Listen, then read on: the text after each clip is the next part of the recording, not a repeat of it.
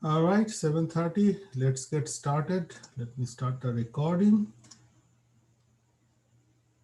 Okay, so tonight we were supposed to complete with the Boolean algebra 2 for those standard form and how to reduce a Boolean expression given the Boolean function using K-map. Questions? Let me also check anything on the discussion if there is any question.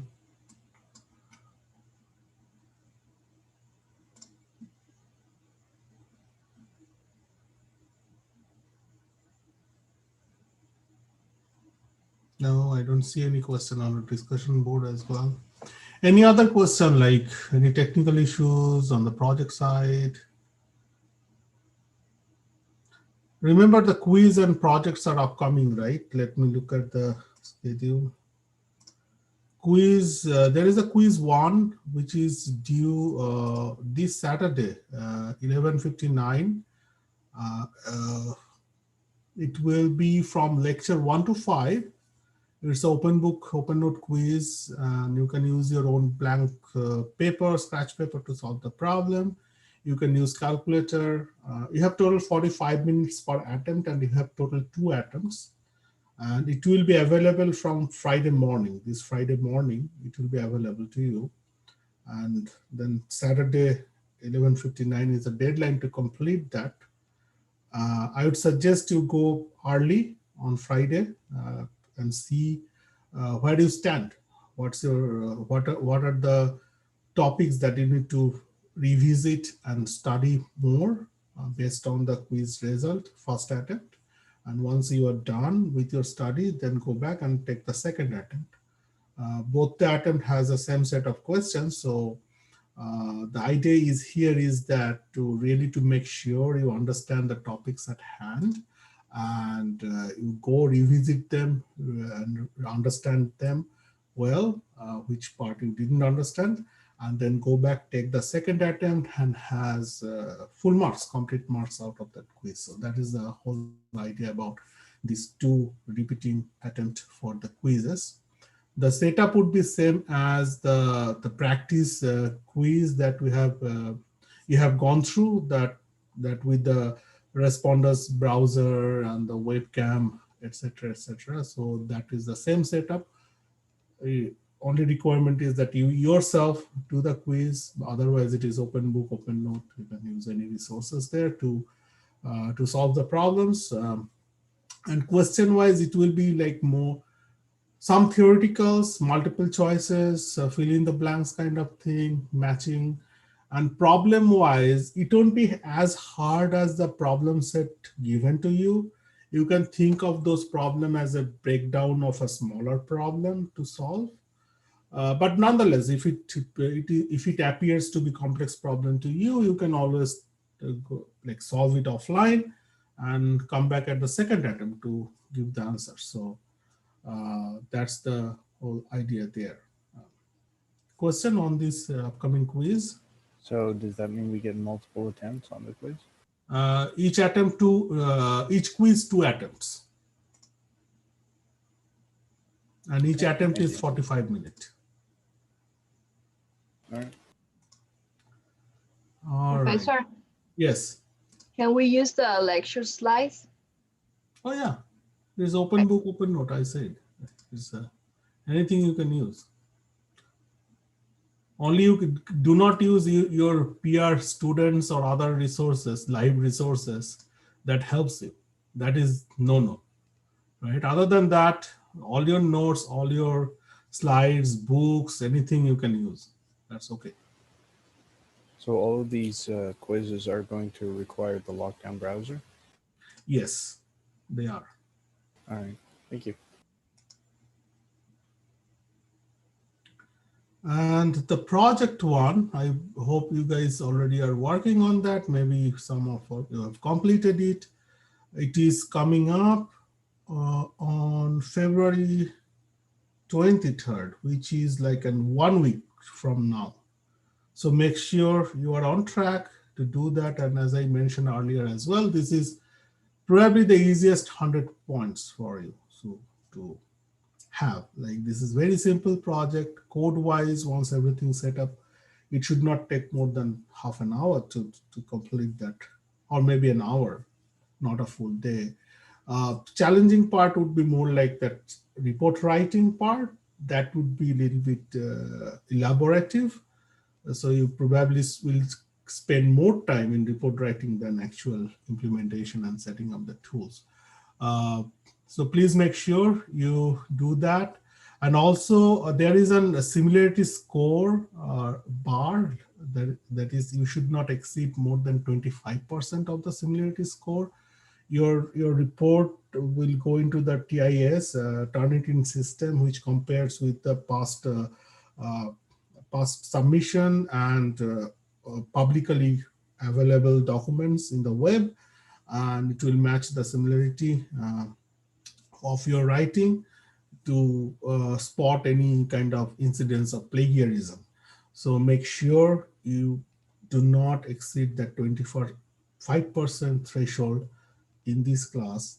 Uh, to make sure you don't go over that, you can submit early. You can submit multiple times within the deadline, and we will always evaluate based on your latest submission, unless you specifically request for any older submission to be uh, to be evaluated.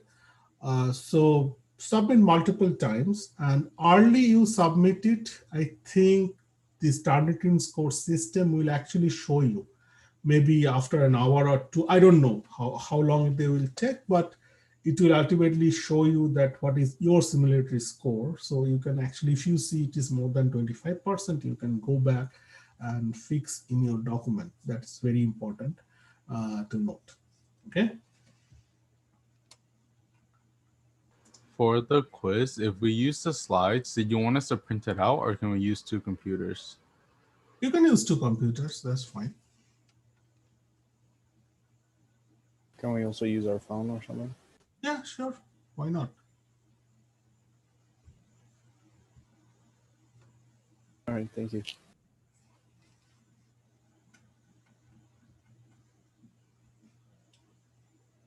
Okay, all right. So then let's do some problem tonight around these K-maps. Okay, so I'm posting this problem onto the Jamboard. So I've given a function and we need to write down all the prime implicants and essential prime implicants in the minimal SOP form of these this expression. So what I'll do, let me see if I can make the breakout room. Okay, this breakout rooms are set up according to your study group. So please, yeah, okay. And let's have about maybe what 15 minutes to discuss this problem and get a solution. Okay, and your time starts now.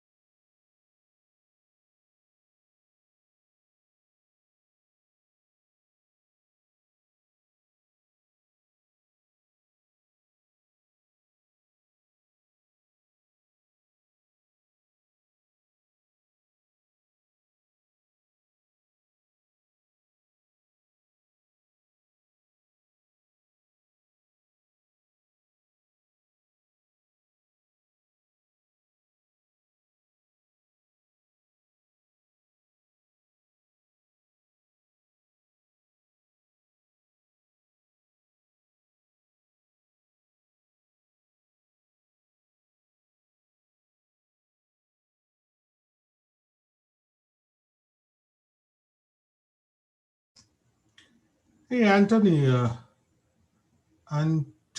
Antoine, which study group you are in?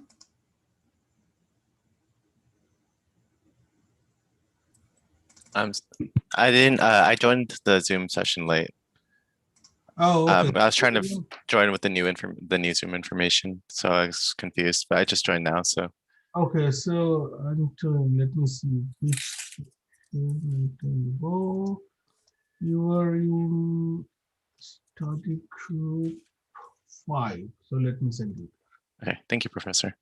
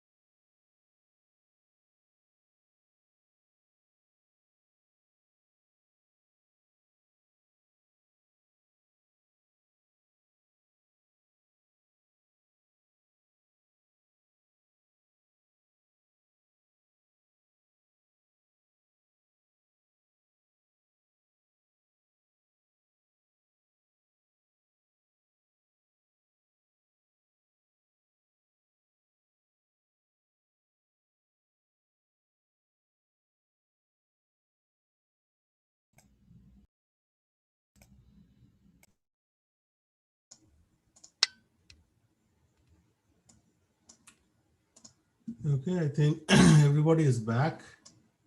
And let's see who wants to go. How about the study group 6? Have we come to a conclusion on that problem?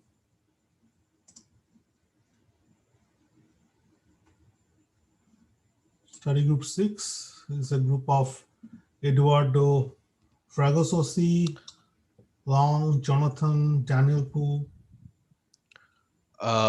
Yeah, so I think I have a solution, at least that I came up with, but my teammates were still working on it when we went back, so I didn't get to actually collaborate. But I can give you what I got. Okay, all right. Why don't you go ahead and if you want to share your screen or something, you can do that. It's open.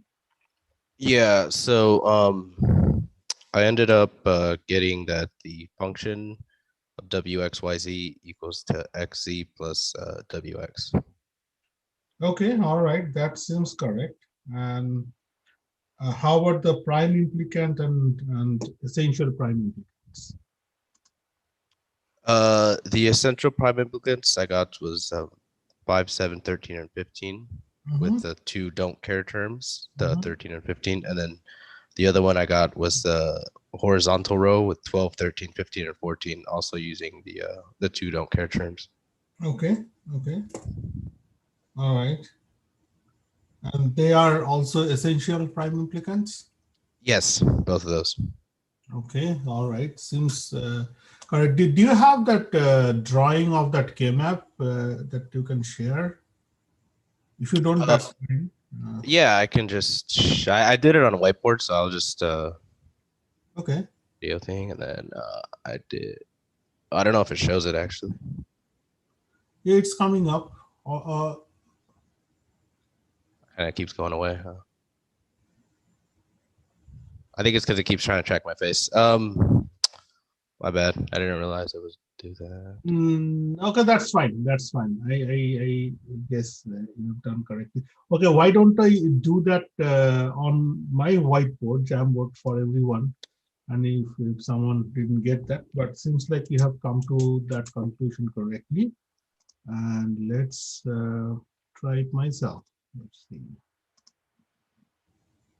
Okay.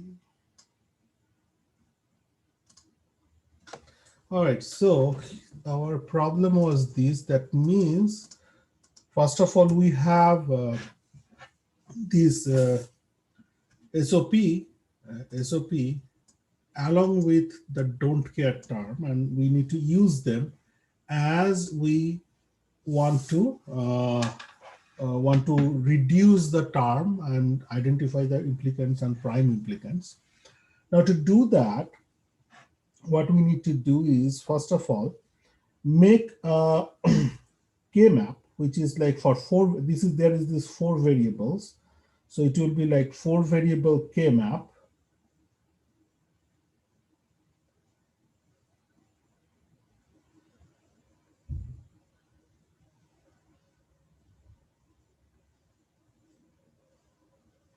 And let's mark the variable wxyz, and let's mark their indices 0, 0, 0, 1, 1, 1, 1, 0 in a gray code sequence. So we write them in a gray code sequence. And then let me write down the indices of each boxes. So this is 0, this is 1, 2, 3, 4, 5, 6, 7, 8, 9, 10, 11, 12, 13, 14, and 15. Now what we'll do, we'll put 1 to these mean term boxes, like M, that's mean term, sum of mean term 5, 7, 12, 14. So we'll put 1 into those boxes 5, 7, 12, and 14. And then comes to this don't care terms, where we actually place the don't care values onto the corresponding boxes. So 0 is don't care, 2 is don't care, 13 don't care, 15 don't care. And then we will try to group them. So remember, the process is like to break down the steps. Basically, we come up with groups with one only, right?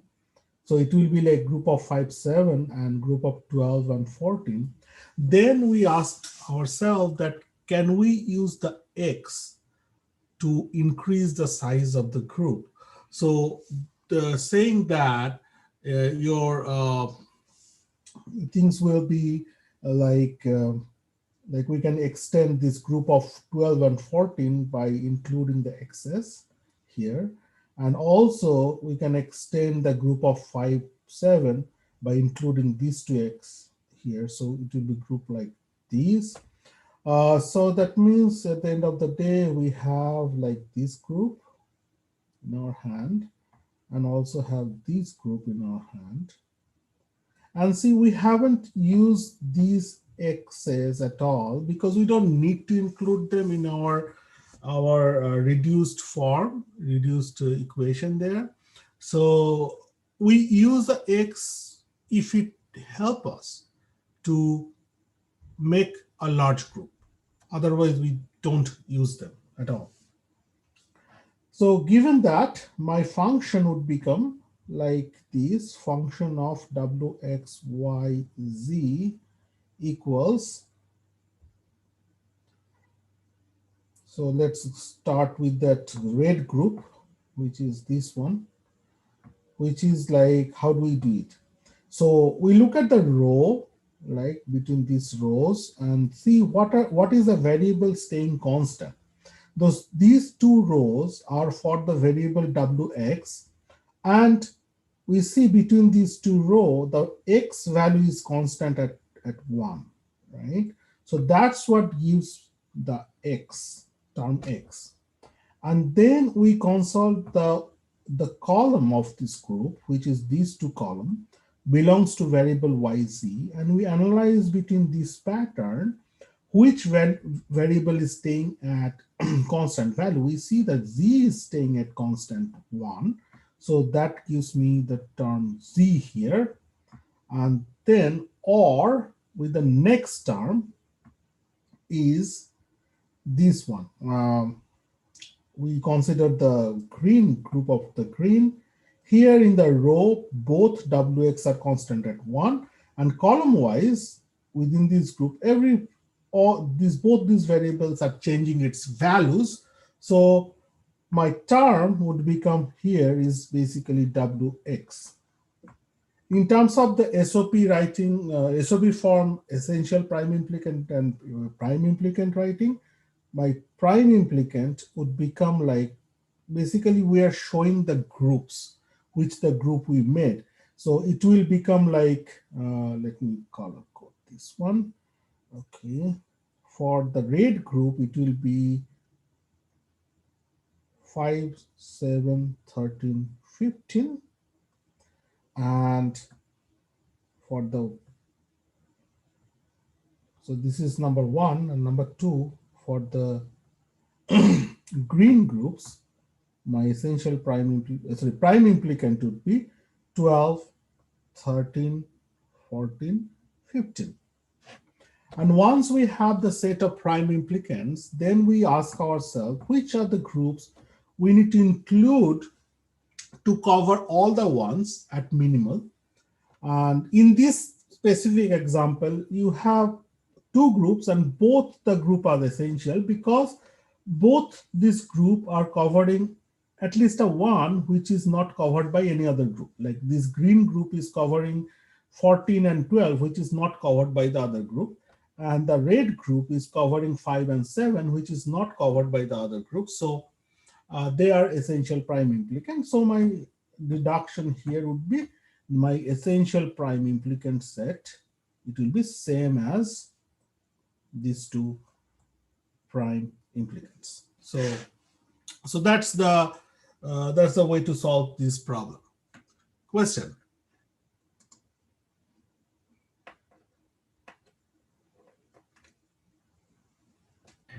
You said something about making sure like the least intersection of groups is happening or something like that during the lecture. Does that not apply here with the don't care terms? Not really, not really. So that comes if you have an alternate set of prime implicants that you can promote as an essential prime implicant. In that case, between that two set of prime implicants, you need to consider which set has a minimal overlap. But in this problem, there is only one set of prime implicant, that prime implicant 1 and prime implicant 2, and thus we don't need to consider at all because we need to pick them up anyway. Okay, thank you. Okay, all right. Let's take then 5-minute break, about 5 minute, 4 minute, maybe 8:15, 8:16 we'll be back.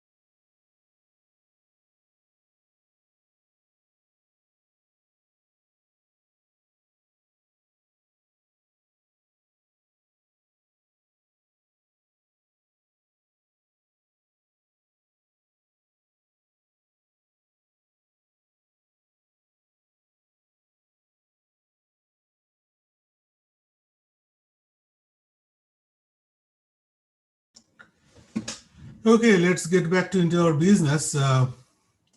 Let's do some pop quiz. Here, how we do it. If you go to the canvas, you will see there is a pop quiz 1. You find it out and you try to take the quiz. It will ask for a passcode. So I will launch a poll that says that, are you ready to enter the passcode in the quiz? And once you are at that stage, you hit the yes. And once I see everyone is ready to enter the passcode, then I will launch another poll with the passcode. So enter that passcode to take the quiz. This quiz is open book, open note, everything, like no webcam, no responders, just a pure pop quiz. Okay, so please find out the pop quiz and pop quiz 1 and hit the enter, take the quiz button, and then it will ask for the passcode. I am launching the poll now.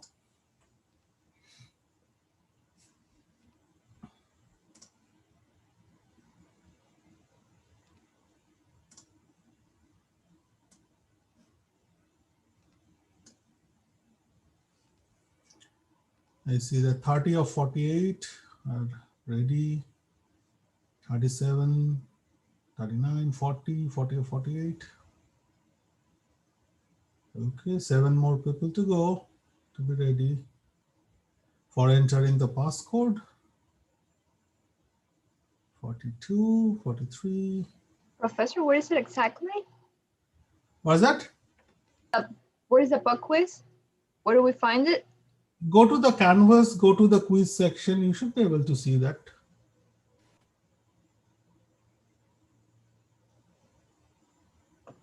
Oh yeah, I see it now. Thank you. Okay, so is that the you who said no? Someone hit the no button there. Oh no, I said yes. Okay, 46 or 48.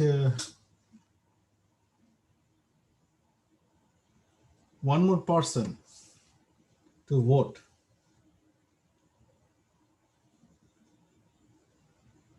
I'll just wait a couple of seconds and I'll launch the passcode. One person didn't answer. Is there a problem that you couldn't find the quiz or something like that?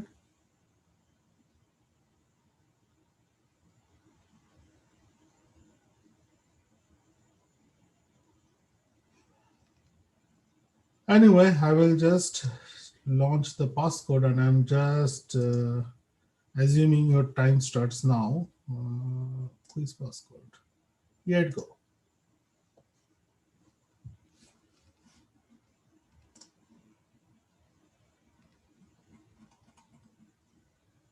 Professor, we can't copy it. Now you need to type in.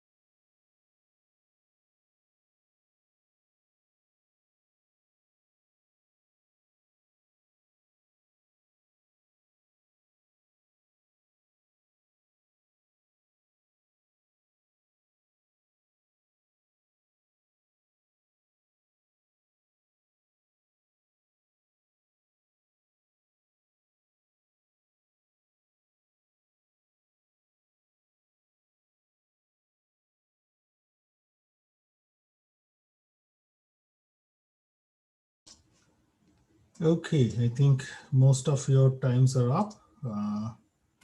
Let's see if I can get some statistics out of this quiz.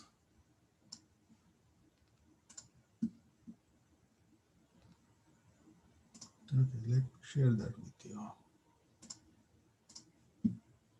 Okay, so it seems like there are average of 77% for a pop quiz. This is good. You can do better, but this is good. High score of 100%, low of 40%, standard deviation is 0.76. I would say this is a fair performance as a class. So keep it up, and hopefully we'll do better on next pop quizzes, if any. And by tonight, after the class, I'll open up the answers for you. So if you have any doubts or questions, please send me email for that. All right.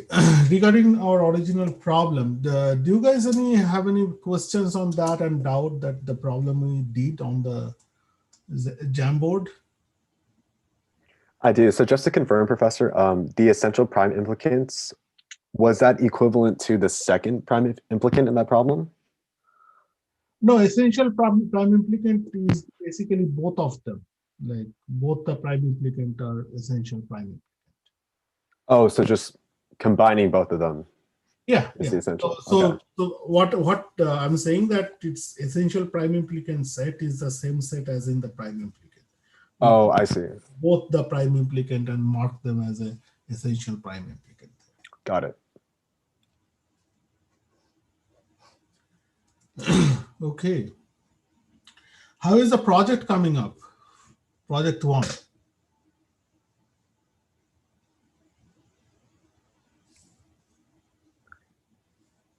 Started, not started, done, submitted. Someone said something. I said not yet. Or not yet? Okay, please. So make sure that you also need to update the test bench to get the testing done. So I have put a note there in those part of the code that which part you need to change. Also go through that project guide video. It has that. And yeah, Eduardo.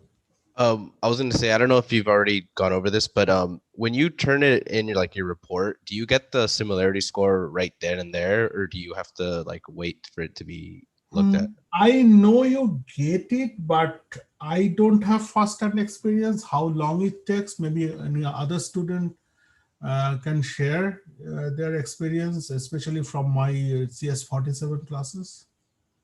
Is it? Yeah. I think it takes 15 to 20 minutes at the latest, I guess. So basically, don't wait till the last minute. Like don't submit it in 11:30 p.m. at night and expect that score to come back instantaneously. So that's why I said like give some room to you. Like maybe at least 12 hours before you submit the whole package and see what's your similarity score there.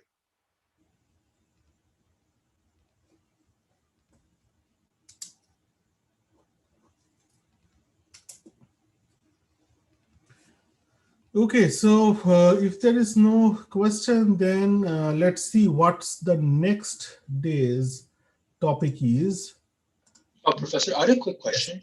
Yeah. If we have questions on previous lectures, suppose we went back and watched lecture 2 and 3 and stuff, can we still post on the discussion page and get our questions answered by you, or do you only usually answer the recent lecture questions? No, you can put new questions in the other discussions as well. No problem. Okay.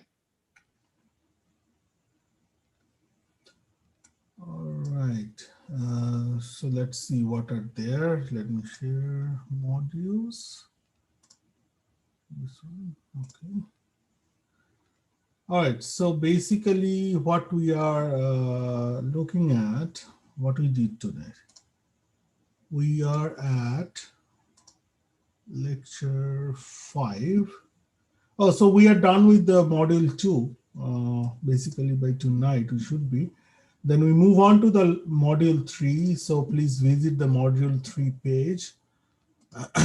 And so we start with the module 3, the next thing. Look at this short video presentation that gives you the idea what this modules looks like. Basically, we'll be studying about the combinational logic gates and basic sequential gates, how the storage elements are made. Those kind of concepts we'll pick up. And also we'll do some problem around the digital circuit designs. And also we'll study about some common components to be used in microprocessor design. That's what this module is up for. And as of the next lecture goes, this combinational logic gates and design, let's see what it is. So we have, we'll discuss about something like a transistor switch models to understand the basic gates operation. And then we'll study about the combinational logic gates and followed by the combinational circuit design. If you want to know more about those topics, you can always refer back to this chapter for this book. So we discuss about a transistor model in a very layman idea, non-electrical engineering ideas. We try to present that and try to build up basic logic gates like a NOT or inverter gates or NAND gates or NOR gates using those logic, those transistors as a device. And we try to understand their operation, how they operate, how they implement the logical relation between the input and output. That's what our study is about this in this case. And then we go forward and then we see more logic gates combining that. And we have interesting idea about the tri-state buffer.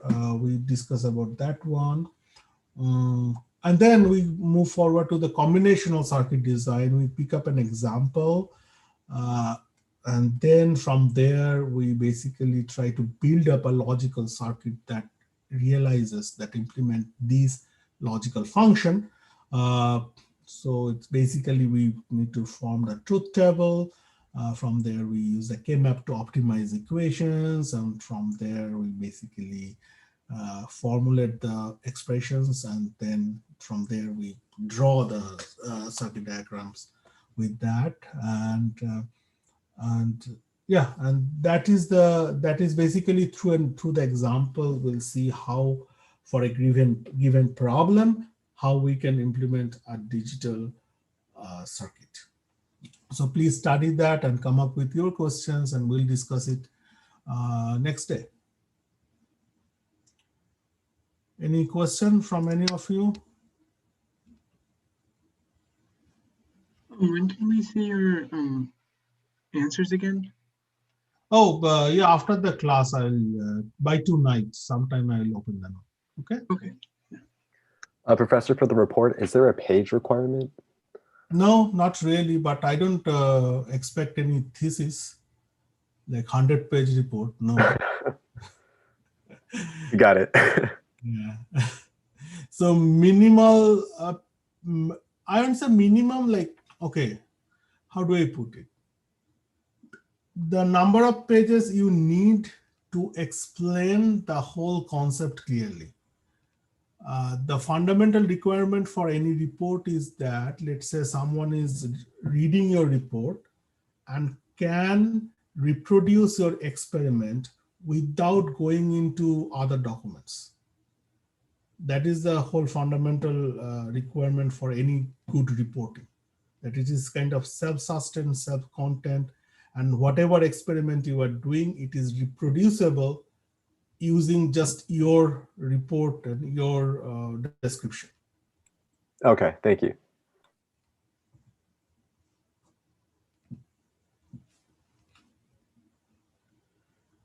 Okay, all right then. Then we'll stop tonight and